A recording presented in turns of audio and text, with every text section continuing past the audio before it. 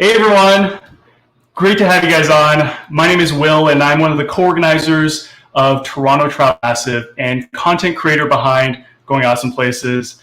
Awesome to see so many of you join us today, whether on Facebook, on YouTube, or on the Travel Massive platform. Thank you for joining us today.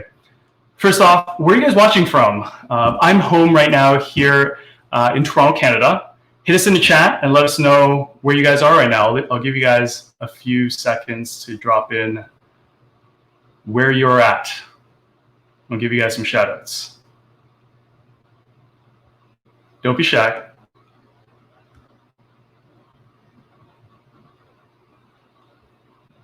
New York City. Welcome, Joshua. All right, as Nepal, amazing. Knoxville. Hi, Kathy. Toronto as well, amazing. Toronto, love it. Kent, United Kingdom, welcome. Oh my God, so many folks. Again, thank you for joining us. A few housekeeping notes, questions. This will be a huge part of this live stream because we really want to take an informal chat approach today. And I want to get you guys as involved as possible. You know, ask away, ask all the questions that you want, and we'll try to get to as many as possible in the hour. Recordings, that's a pretty common question we get. They will be available on the Travel Massive event page afterwards. It'll probably take about 24 hours or less. So don't worry if you need to drop out or if you missed anything. You can always come back and rewatch later on to grab any of those tidbits that are really important that we'll get to talk to today. All right, so today we have a super exciting Travel Massive live session that's focused on tourism destination marketing. We all know how challenging the current times are in the industry, and with less people traveling, how do destinations promote their own town, city, or country, especially when you're on a budget? I'm pleased to bring into the show today Amrita Gurney from CrowdRiff. Welcome to the show. Hi, Will. Thanks for having me, and hello to everyone who's watching from wherever you are. It's really nice to see that we can expand this around the globe. All over the world, I can see. So for those that don't know, tell the audience a little bit about our homegrown Toronto-based company, CrowdRiff, and what's your role there? Sure. So we are a travel tech company, and we've been around for about 6 years. And I would say we're best known for working with tourism brands who are looking for visual content that's being shared on social media by travelers, everyday people, influencers, and then getting rights to that content and using it in their marketing. And then as we've grown, we've certainly appreciated that all of these travel brands are working with content creators, professional photographers. And so we've now really become a company that houses all of a brand's visuals and uses AI to help them make smarter decisions about which visuals are the right ones to use in their marketing. Awesome. And what's your role at CrowdRiff? Yeah, so I joined many years ago to actually lead and build the marketing team. So I'm the VP of marketing, and I have a team that's responsible for everything from our brand to getting the word out with our target customers and also supporting our customers in getting the most out of our product. So yeah, I've really enjoyed my time here so far. And I was just chatting with you, I know, Will, before we went live about how the tourism community has really just been a wonderful community to be a part of. And I've always loved traveling, and this was just kind of bringing together a lot of my loves: visuals, travel, marketing, social media. So a lot of knowledge that you have, and I think that'll really be part of our conversation today. So why don't we actually just dive right in? We actually have a couple of questions that we've come up with that I think will cover the bases in terms of tourism marketing on a budget. The first question I have for you is really about small budgets. As resources are being shifted and budgets are reduced, how should brands allocate their dollars for the best return right now and in months ahead, like right now in the months ahead? Have you seen good marketing strategies where they've been able to maximize on having tiny budgets? Mm-hmm. Yeah, I think, this time, this year has really forced all brands to take a really hard look at where they're spending their time and their money. And we certainly we've seen most of the brands that we work with, probably the biggest change right away was, their teams got smaller in some cases, unfortunately. And even those who are lucky enough not to have that, we've seen that, budgets have changed. And so paid media has been sort of the first place where I think a lot of budget has shrunk. But on the positive side, we've seen this year that people are using social media more than ever, especially in North America, even in Europe, Australia, and New Zealand. And so I would say the number one thing that I always talk to, both on my team and then also with our customers, is just think about focus. So you cannot be doing all the things that you were doing pre-COVID. So think about where you have the people and the ability to actually lean in. And so what we are typically seeing, we're definitely seeing a big uptake in social media. That seems to be a place where all of our tourism brands, they either want to stay top of mind with future visitors, or they want to reach out to their locals and let them know what's current and what's happening in their destination. And then the other things that I'm seeing are, again, people's websites, which have always been kind of their front door to their destination. People are finding that people are coming to the website because they're looking for different information. So SEO has actually gone up in importance this year, with destinations now looking for ways to write blog posts and other content for people who are looking for, what's open today, or which local restaurants can I visit, or, what is the current health and safety advisory? All of that kind of content is now, again, something that we're seeing brands lean into. And then, of course, something that we certainly know a lot about at CrowdRiff is leveraging your community. So whether it's your influencers or your everyday people who are posting on social media, really leaning in on their experience and what they're sharing, and using them as your voice to get your word out. Awesome. Any examples that you can think of that, you've seen creative ways where maybe their team has shrunk, but they've been able to kind of maximize their limited budgets? Definitely. I mean, we have so many customers who have just been incredibly creative this year. And one thing I forgot to mention in my intro is that on our blog, if you go to our website, actually, there's a new tourism communities hub. And what we did was we put together lots of examples of just ways that people are getting creative this year. It's not about CrowdRiff, it's just whatever they're doing. So definitely that's a good place if you want to see even more examples. But a couple that sort of come to mind, one for me is the team at Bloomington, Minnesota, who, again, small team. And at the beginning of the quarantine, when, businesses were shutting down, one of the women on the team actually converted her kitchen into a little home video studio. And she started making these, tasty style videos with ingredients from local businesses. And so this was, again, like a really creative way to keep people entertained. She didn't have a very expensive camera set up. I think today many of us can shoot this, with our phones. And so that was something that she did that I thought was really smart. We've also seen people like, Travel Oregon, who I think have been done a really good job of being a trusted resource around what is open, not open, what are the right guidelines. And so what they do is they take all of this messaging that's coming out from the government, which tends to be very dry and factual, and they've sort of rebranded it in a way that makes sense for their brand. And they're using that as well as their imagery to get the word out, mostly through social media. And then another brand, maybe the last example I'll share is Campbell River in BC, Canada. And they're really working very closely with their locals and their local influencers. And so they have really sort of amped up the communication and let them know where are places in their destination where the stories are sort of undertold. And then these people go out and help create content, whether it's blog posts or social media content, to get the word out and get people moving around in your destination in places that are safe and meet current guidelines. Amazing. Just a lot of creativity and making the most out of the situation and finding just new ways to approach, whether it's content or providing a hub for updates on safety, like you mentioned. I think one thing that you mentioned that was interesting was really kind of this focus on tourism destination websites and SEO.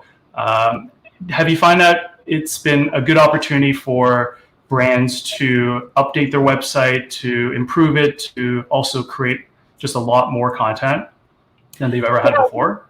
Yeah, I think what people are seeing is that while overall traffic to their website in some cases might be down because you're not getting people who are necessarily actively searching to go there.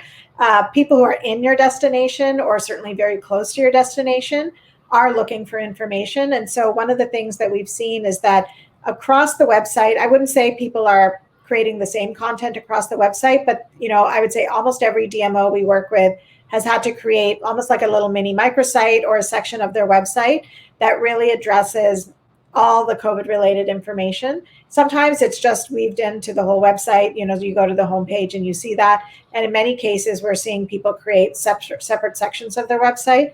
And I would say that's the most frequently searched content right now. And it's certainly, again, for locals, very useful, which I think is new for DMOs because we're so used to just marketing to visitors and to get them to come to your destination.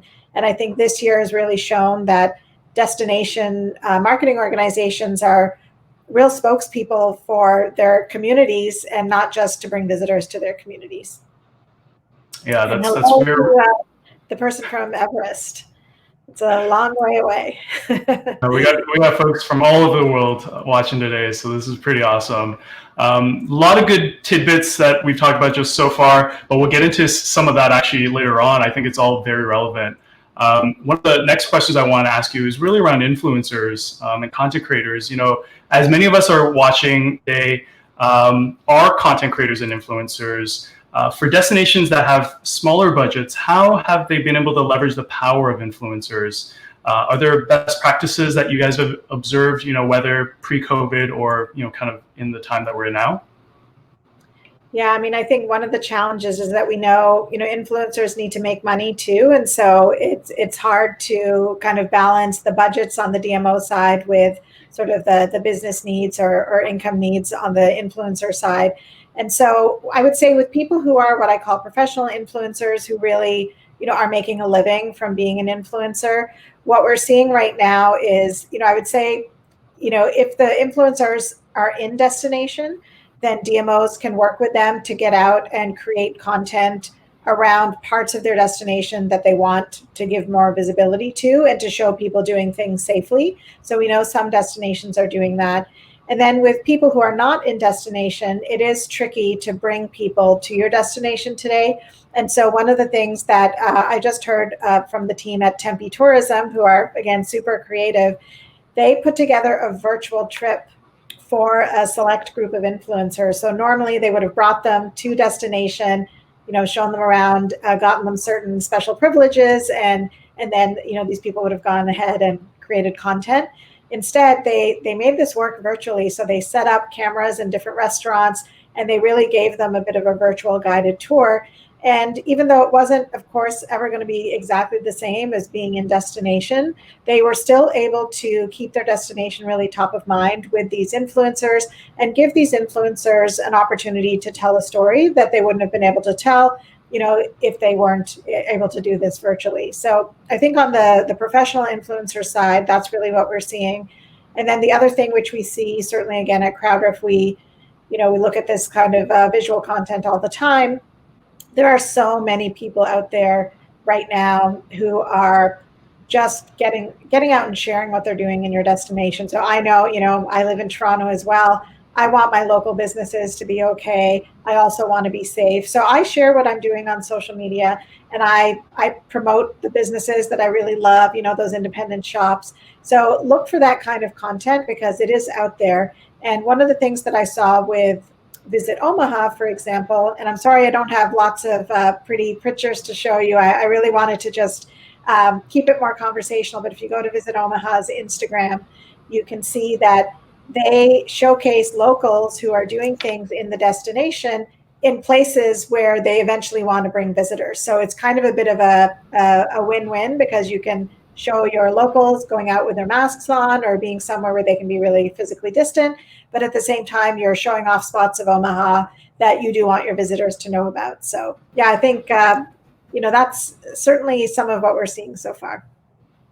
Amazing. I think tapping into locals is a really big thing. Especially just like you said, everyone's creating amazing content, and how do how do you leverage that, and how do you really put a spotlight on the locals that are really proud of their own destinations, cities, towns, for instance. So that's really awesome. Another question I wanted to ask is really around effective campaigns. Are there creative ways you've seen DMOs approach destination marketing during the pandemic? I know you've given a couple examples so far, but like if we can focus on a couple, like are there specific ones that are really killing it that I think people will really be able to glean a lot of insight from? Yes, definitely. I was just on a community call with, I don't know, a couple hundred of our customers yesterday, and people were sharing what they were doing in their destination. There was a few that I definitely wanted to pull out. So I have a couple of examples that I can share here.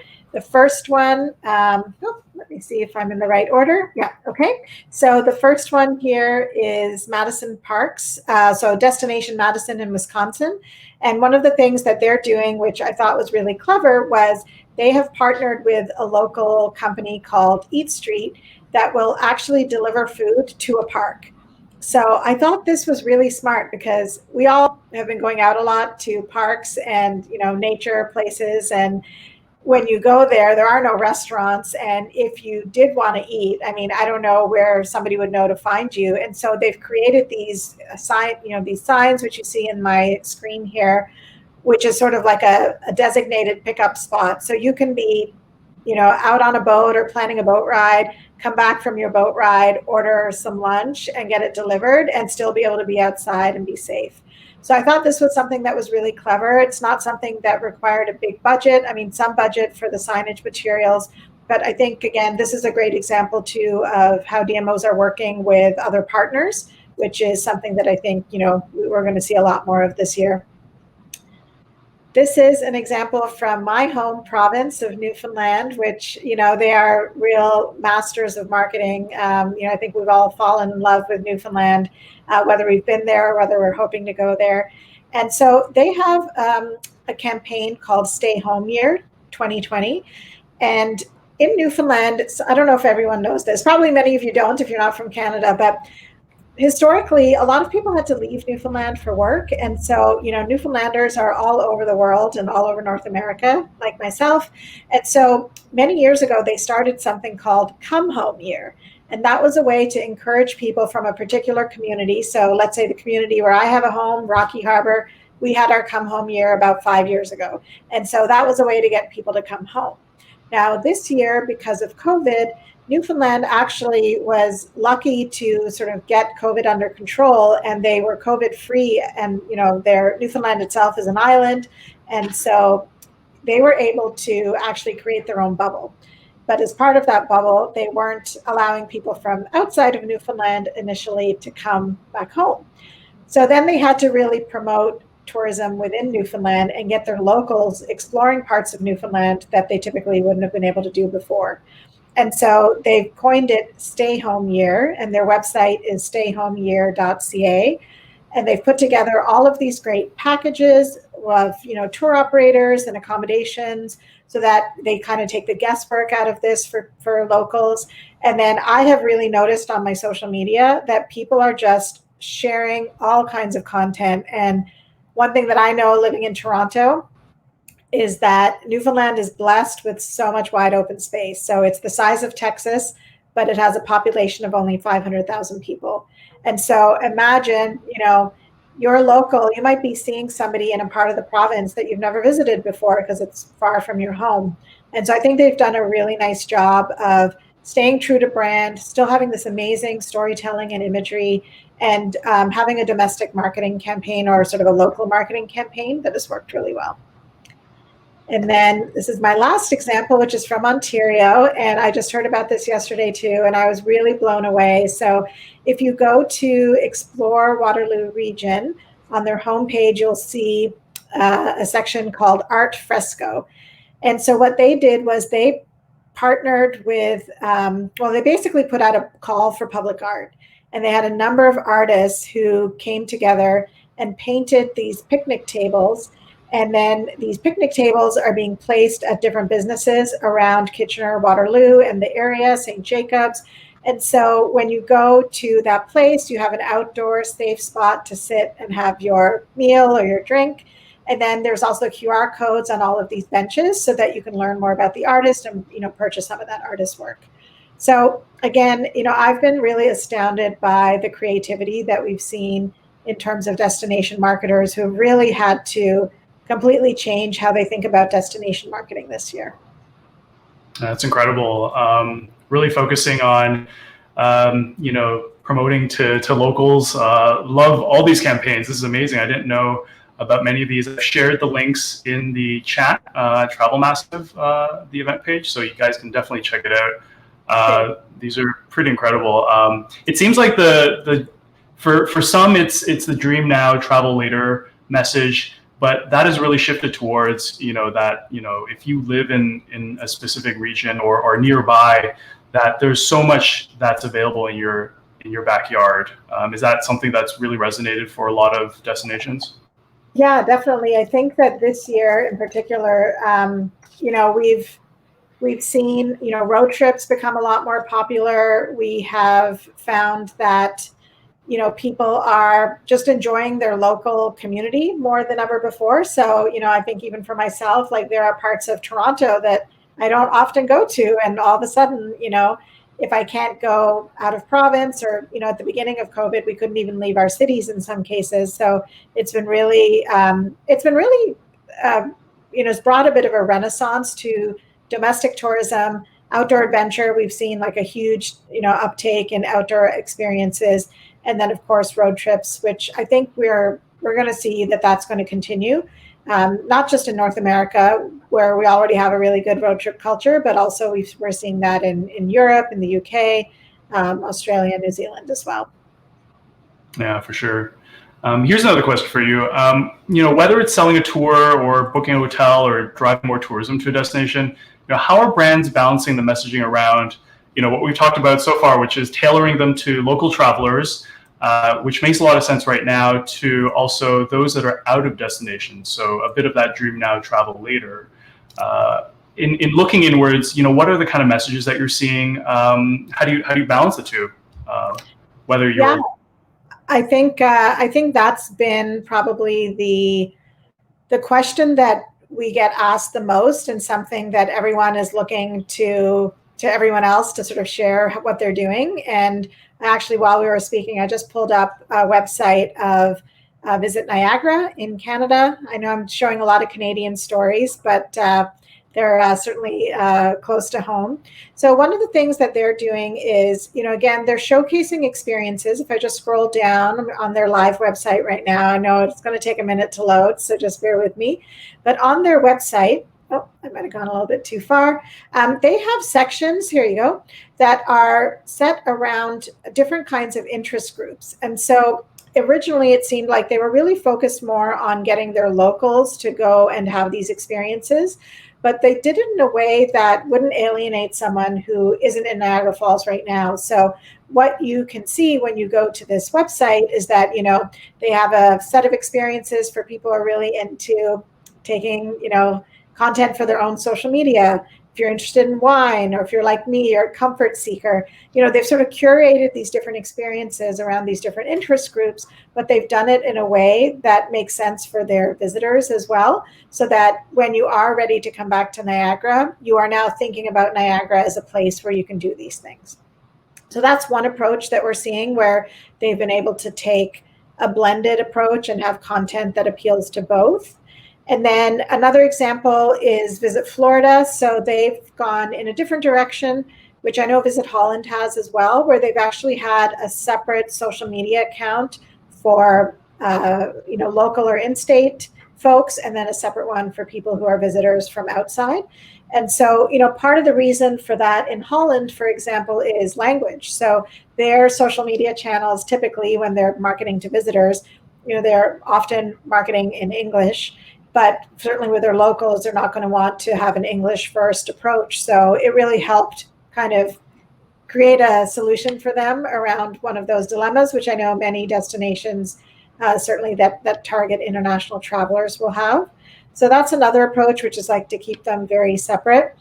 And then the one thing which I would say, because I know we're sharing all these really positive stories, but I have heard from a lot of DMOs that unfortunately, you're not going to be able to please both. And so if you're talking mostly to your locals, you're going to get some comments on social media from people who are not local saying, sometimes they'll just say, oh, I missed the destination. I wish I could be there. And other times they're a little bit more angry or frustrated. And then if you do the reverse, if you mostly message to visitors, then your locals are anxious because maybe they don't want visitors right now. So I would say if you are a DMO and you are getting that negative commentary, it's somewhat normal. I imagine it's hard to be on the receiving end of that. And I would say if it's not overtly negative, if it's more of a I miss your destination, I think it makes sense to continue to showcase that. But if people are getting, disrespectful or really angry, I think it's okay to just, hide those comments or have other comments that are surfaced more to the top. Okay. Yeah, no. And these are great examples. One thing I thought of was, I've seen some destinations kind of take the approach of maybe offering special promotions or discounts to maybe locals or maybe future travelers. Is that an approach that you've seen with some DMOs? Definitely. So one of the things that we've seen a lot this year is contesting. So people have put out contests or non-incentive promotions, but we've seen a lot of contests. Originally, it was just to get people to spend money with their local businesses. But more recently, we're seeing contests, especially in the US, where people are trying to very gently encourage people to wear masks. And so they've had contests where they say, show us a photo or give us your photo of you wearing a mask, doing something in our destination, and then you can be entered to win a package, gift certificate for a local business or some kind of experience. So we are seeing across the board, I would say the most has been around the issue of masks, because I think it's new for us. Certainly in many parts of the world, it's new for us to be wearing masks all the time. And I know it's been unfortunately politicized as well. And so this is a way to just show visuals of people doing their normal things in a destination with a mask and do it in a way that just feels a little bit more subtle and not so contentious. And so that's something where I think incentives have been really helpful to get people to get out and explore their local destination safely. Awesome. Another question I was thinking about was around, what are those key challenges that face DMOs and travel brands in the coming months? Are there the ones that you've spoken to? Have they kind of brought up certain things? Where like, man, we're gonna be in a really big bind in the next couple months or in the next year. Like, what can we do to do a better job or anticipate some of the things that might be happening? Yes, definitely. I think there's probably a couple of really big challenges. The first one, which I imagine we're all facing, is just the fact that the future feels very uncertain. And so while we have seen a bit of a flattening off, there was a sharp decline in travel, and now we're sort of seeing a leveling off and a slow kind of increase as people are getting out more. But we don't really know when things are going to feel normal again, and what that will look like. Will there be another time over the winter where we'll need to be more careful? And so I think that makes it really hard as a DMO to do any long-term planning. And so my advice to DMOs who are thinking about, what am I going to do in 2021, is that I would first of all look at your team and set up your team to be able to work in a way that's much more agile. So think about redesigning how often you meet to make plans, how set in stone your plans are, like just setting up your team for success that way. And then the other thing I would do is just, think about what your destination brand really means. And I would say assume that there's still going to be a certain level of caution for even up to a year. And so lean in on the themes that still fit. So you might have outdoor dining, you might have outdoor experiences, you might have many of your local experiences like museums that have shifted, or, I saw a friend posting on Instagram, she was getting her nails done and they had these plastic shields up and it looked very safe. And I wouldn't have known that, that was okay to do again. And so, think about the things that are still true to your destination that would make somebody want to come and visit. And I would say, err on the side of being a bit cautious. Like you can always turn more campaigns on later and kind of shift back to what you were doing. But I would prepare for a certain degree of, nervousness or just caution on the consumer side. So, uncertainty is one thing I would say to plan for. And then the other big key challenge, which is related to that, is just building back consumer trust. So, people have been really anxious this year. There have been, so many, stressful stories that we've heard in the news, or you don't know if the information that you're getting is totally accurate. And so you might say that your destination is open again, but it's much better if you can prove it. And so show those images and videos of people who are out there doing things safely and happily, because that's going to more likely build back consumer trust. Like when I see my friend having an experience at an Airbnb or at a hotel, that makes me feel like, oh, okay, so now I can picture what that experience is like. Oh, you know what? I can go to a wine tasting outdoors. I might actually go and make a day trip to this area. So just think about the things that you need to do to just be trustworthy and to make people feel safe. Yeah, so really a message around education and awareness sounds like a big part of it, especially in the here and now. And this kind of leads into a question that we've got from the audience from Ankush here. Asks that, during these COVID times, there's been a huge surge of local travel, especially to nature parks and rural areas. A lot of city dwellers have been able to go out to these towns, national parks, but there have been multiple incidents where people haven't been exactly respectful towards local communities, or may have, disposed garbage wherever they park their vehicles. From a marketing perspective, what would be the ideal tactic or strategies to educate travelers? And this kind of goes along the lines of what we've been talking about so far. Yeah, I think that's a great question. And certainly, it's unfortunate that this is happening. And I think that, as a DMO, probably my advice would be to do what I've seen some DMOs do, like Prince Edward County, which is an area outside of Toronto or near Toronto. They have done a really great job of posting very regularly on social media. Like they'll post in the morning, they'll show, the lineups to get into the beach, and they'll say, okay, by 9:00, the beaches are closed, go to these other beaches. The other thing that they've done is they've put out a lot of content, which might make you laugh. But when I was thinking about going there, one of the only questions I had was, am I going to be able to go to the bathroom somewhere? Because it's a 2.5-hour drive there and then 2.5-hour drive back.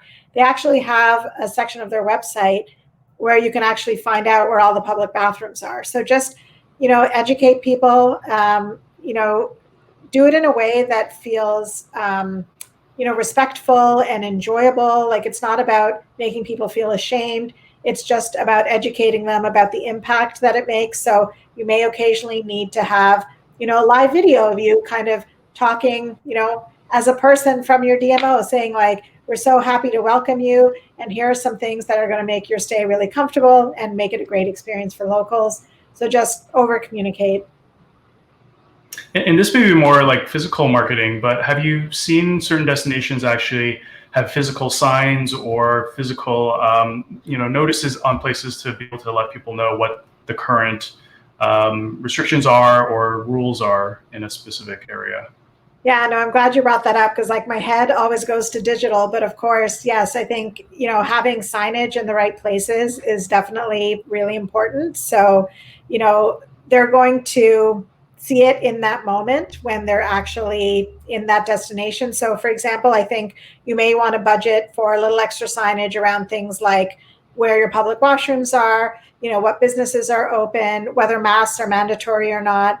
And so you can certainly do that. And I see someone's adding a comment here, Catherine. I think that's a great point. I think people just need to, have that message reinforced and do it in the moment so that they don't, if they know that a garbage can is just 100 meters away, hopefully they'll be a lot less likely to just, throw their garbage on the ground.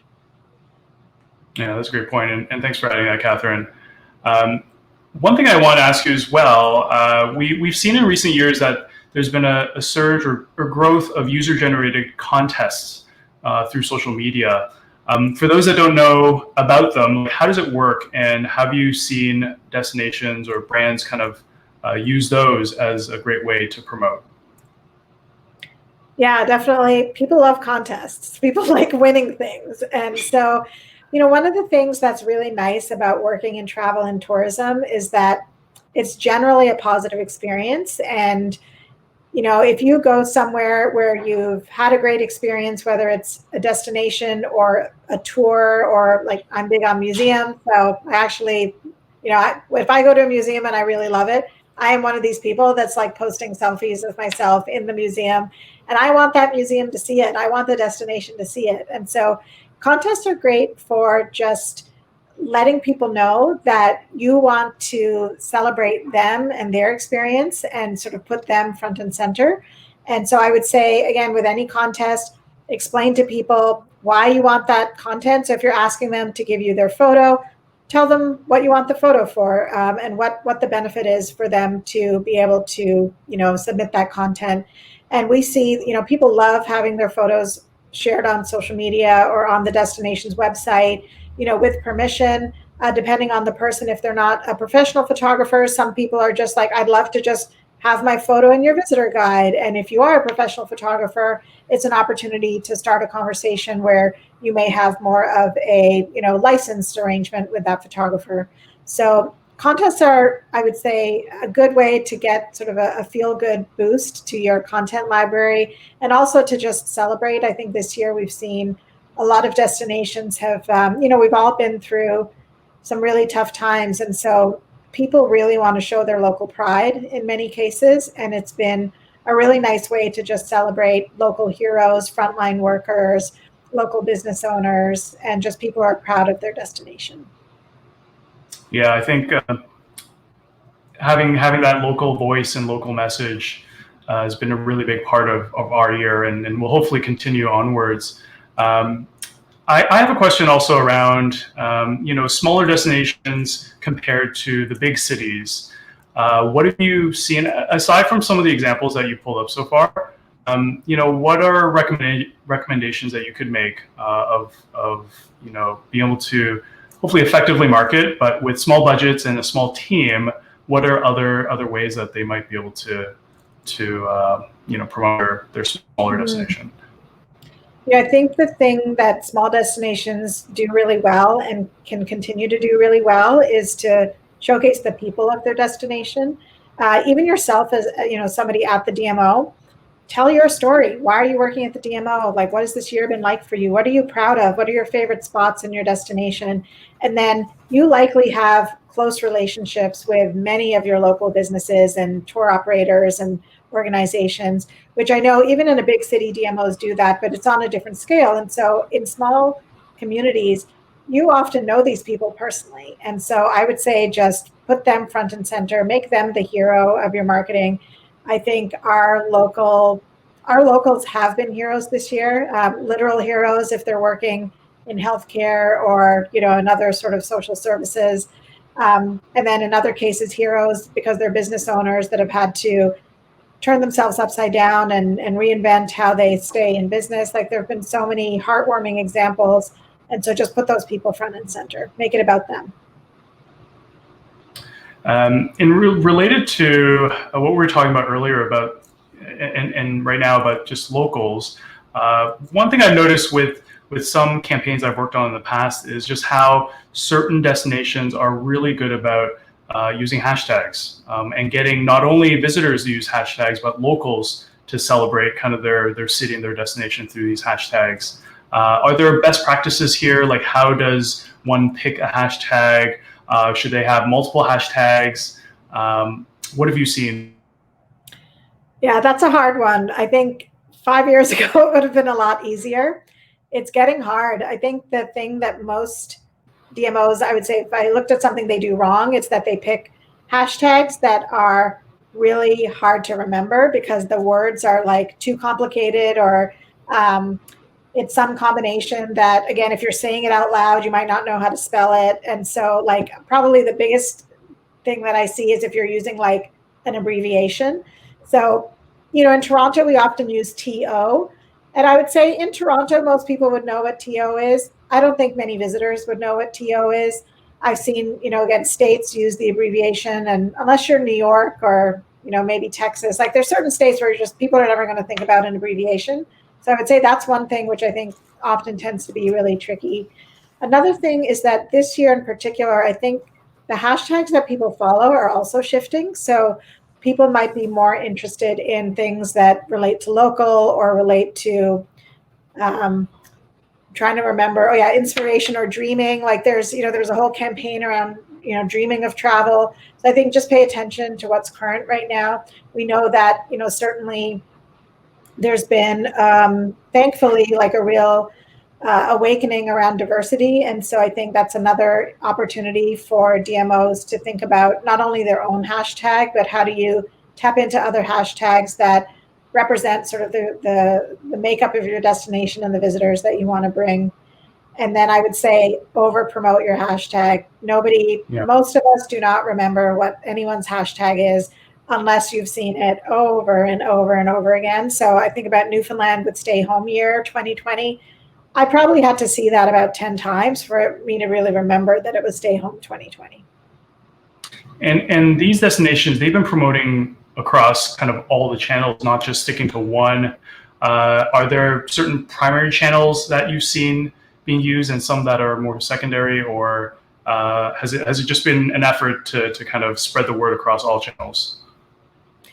Yeah, I would say that another thing that we're advising people this year is focus. So you probably don't have the means to be on every channel unless you're a very big destination. If you're a state level or maybe a major city, if you're a smaller destination, you probably can't keep up. So pick the one or two channels where your visitors are, where your locals are, and really double down on those. And I would say the biggest change this year that we've seen is live. So again, of course, we're live streaming this.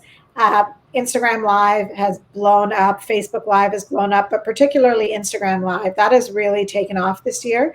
And we're seeing a lot more DMOs use that as a channel to reach people. What kind of content have you seen from some of these lives that have been pretty interesting? Yeah, we've seen everything from kind of behind the scenes look. So if something, when things were shut down, we were seeing DMOs like go into museums or go into other attractions to sort of show what it's like and kind of get people excited about reopening. We've also seen I've seen a ton of influencer content where a DMO is interviewing an influencer, and maybe if they're a foodie, they're cooking something, or if they are really into beer and wine, they might be making some kind of beverage or cocktail. So those are probably the two. And then interviewing local businesses, that's the other really big one, is that some of your local businesses aren't able to market themselves, and you have a great platform to be able to really give them more visibility. So use IG Live as a way to do that, because it doesn't really take too much on their part to participate. They don't really need special skills. They just need to know how to turn on that button. Yeah, just use the phone, right? Really simple. Yeah. Those are really great ideas. And talking about content creators, I was curious, how, as we were progressing through the year and destinations opening up to promoting again and figuring out their strategy, have destinations kind of focused more of their attention on content creators, like digital content creators versus traditional media? Or again, has it been really about that balancing act? Yeah, I would say as a whole, definitely in 2020, there's been more of a focus on digital because number one, I think budgets are just changing. And so they're not necessarily, doing print. And, print is certainly a medium where you want that really high resolution, often like really aspirational photography. And so I think just the nature of them needing the volume of content that they do and the variety that they do, digital is kind of a more natural means for them. But, certainly, many of these destinations have long-standing relationships with people, or they're continuing to find more people that they can work with. So I don't think that's going to go away. But, just with how quickly things are changing, I think digital is we are really seeing a change in how much attention people are paying on the DMO side to their digital channels, like even more than they were before. Kathy here is wondering, it's just more of a broad question. She just wants to know more about content creators in general and how, I guess maybe you can give a kind of a brief summary of how you've seen destinations, region RTOs as well, leverage and really maximize content creators. Mm-hmm. So, I think we have some amazing storytellers out there for DMOs to work with, which is, a real bonus. And so I typically see content creators kind of working with DMOs in a couple of ways. One is more of that sort of in the moment social media storytelling. So on their own feeds, as well as taking over the DMO feeds, showing your destination through their eyes, because again, they're going to come across as super authentic. They may see your destination in a way that you didn't even before, because we all have our habits, I guess, or our sort of predispositions around, even in Toronto, there's certain things that I do. So somebody else who has different interests from me would show a side of Toronto that's very different. So I think, social media takeovers and sort of live and sort of story-based content has become really popular. And then the other thing that we're seeing is working with those content creators to have some kind of agreement, whether it's paid or otherwise, to be able to use their imagery. So you might say, we'd love to get 20 images from your weekend in our destination. And so that's something that they work out with this creator. And then last but not least, for creators that have blogs are a great evergreen place to have that content live. So whether it's a sponsored post or sort of a guest post on your blog, or the person blogging on their own blog, those are I would say that's the third way that we're seeing people engage with content creators. Yeah, absolutely. And I definitely agree with the piece about the evergreen written content. I have seen, just as an owner of my own travel blog, that there has been uptake in folks searching for certain keywords, especially when it comes to, let's say, the outdoors or going on a road trip, like where can you go, put together an itinerary, or what's a great day trip up north, let's say. And those have been something that hasn't been the case in previous years, but it's been interesting to see and look at the analytics that's been a key area of growth for sure. Mm-hmm. Amina has a question here. As a newbie in the travel space, I live in Canada but lead a photography tour in Uganda. Other than blogging and sharing photos of Uganda, what would you recommend be to get the word out about what I offer on our tours? Again, they have pretty limited budgets. So this is more of a tour operator, but I think a lot of the same rules apply. Any thoughts on that? Yeah, my sort of instinct, if you're sort of a smaller tour operator, is to go to social media, because there will be people looking for hashtags that relate to Uganda that don't know about your business. So just make sure that you are searching for those right hashtags, and also tag the DMO. So tag the destination so that they see your content. And then you may also want to just reach out to them so that they know about your business and find ways for them to also showcase your content. But I would say if you're starting out, you're small, social media tends to be my go-to, because, whether it's sort of Facebook, Instagram, or something like YouTube, which I know is social media in a bit of a different way. To me, it's something that you can do without a big budget. You can do on your own. And I think you can tell your story in a way that's going to keep people's interests. And Amin is also asking, we probably should have clarified this. What does DMO mean, if you want to break down Sure. that acronym? So DMO stands for Destination Marketing Organization, and they are typically the organization that's responsible for marketing your destination in the tourism industry. So here in Toronto, we have one called Tourism Toronto.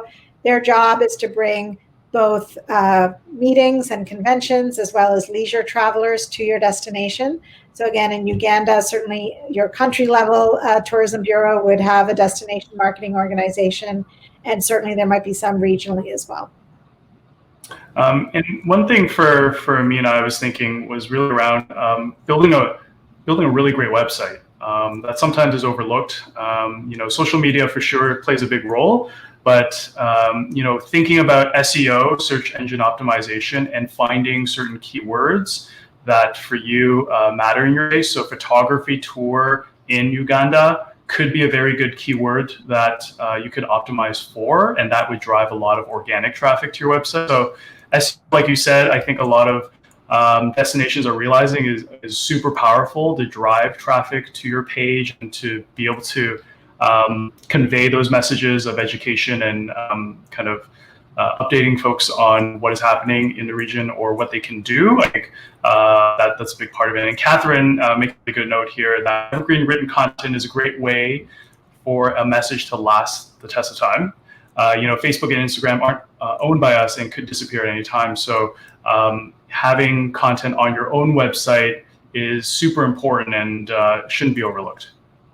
Yeah, absolutely. Great point, Catherine. And the other thing I'd add for anyone who is creating this content for their website is tell the story in a way that goes much more beyond the basics. Because if someone is searching for you, Google is now pulling out the snippet with the basic information about your destination. And so tell a story, like give people a reason to want to stay on that page when they land on your website. Use imagery. Like there's so much great, imagery out there, whether it's, what you're shooting yourself or if you're hiring somebody or if you're pulling in this user generated content.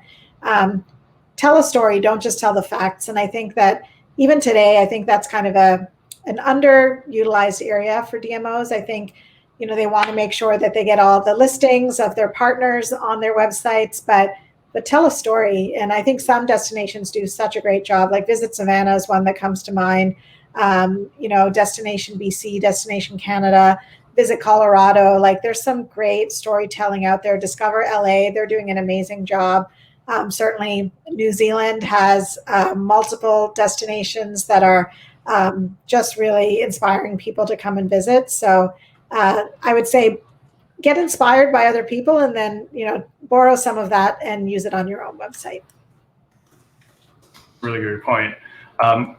We have maybe room for two more questions before the hour ends. I was thinking, and this is kind of a different approach to this, but has there been any different strategies that haven't really worked so well during this time, during pandemic, like kind of like things that where people realize, okay, that's not going to work in terms of marketing right now, or they've had to pull back on certain things, maybe delay them for later. Like, what have you maybe seen with some of your partners?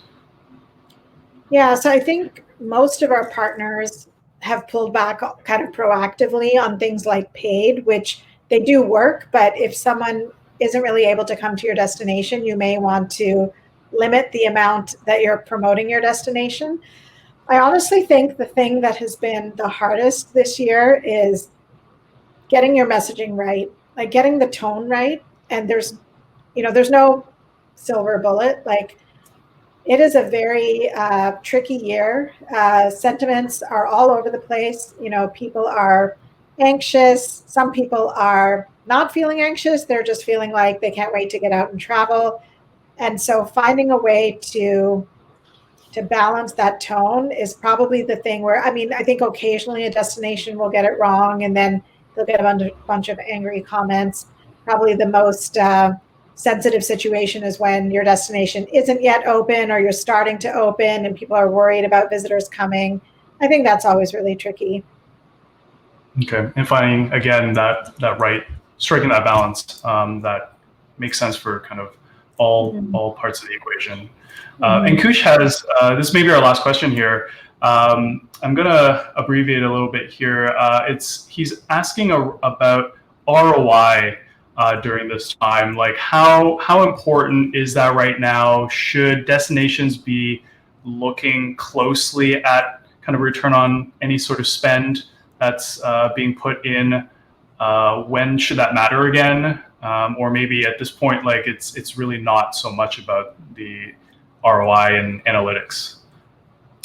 Yeah, I would say the analytics that people are paying most attention to is how many people are you reaching and how engaged is your audience. So we do know that brands are using social media, whether it's paid or not, and they need to know, is their effort worth it? So I would say that ROI is still important. I think that, people are not looking for that conversion necessarily right away because you may be, for example, in Milan, there was a while where, there weren't flights coming into Milan. And so they were mostly just marketing to their locals. And so they just wanted to make sure that they could, get engagement on that content. And so they weren't necessarily looking at hotel bookings or some of those typical metrics because people weren't physically really able to do that. I think as business opens up, people are going to start looking again to see, are we getting those overnight visitors? So that is being tracked by destinations, which I know is not necessarily only in the scope of the marketer, but it is something that is typically what a destination tracks. Are people coming to our destination? How long are they staying? What are they spending? And then certainly if you are using any marketing channels, whether it's email or social media or your website, I would say you should still track those metrics. I feel like I could speak for myself that there's a bit of a different expectation this year that you're not going to be at your pre-COVID levels. And I think the main thing is to just show some positive engagement and that you're still reaching a certain number of the people that you want to. Yeah, so definitely set your expectations accordingly. That's a really great point. Mm-hmm. We are almost nearing an hour. I gotta sadly call it a wrap. Thank you, Amrita, for all the incredible knowledge and insight you've been able to provide to us. And to all watching, thank you for being engaged and asking a lot of great questions. Any parting words, Amrita? No, I just wanted to wish everyone well. I hope you're all taking care of yourself and finding ways to still have some joyful moments, even when times are tough. And thanks for listening and sharing your advice and stories. I know many of you on the call are experts as well, so really glad to have you here. All right, and like I said, if anybody wants to rewatch this will be reposted replay on the Travel Massive event page, so you can definitely look out for it there. Thanks all for watching, and we'll see you guys next time. Thank you, Will.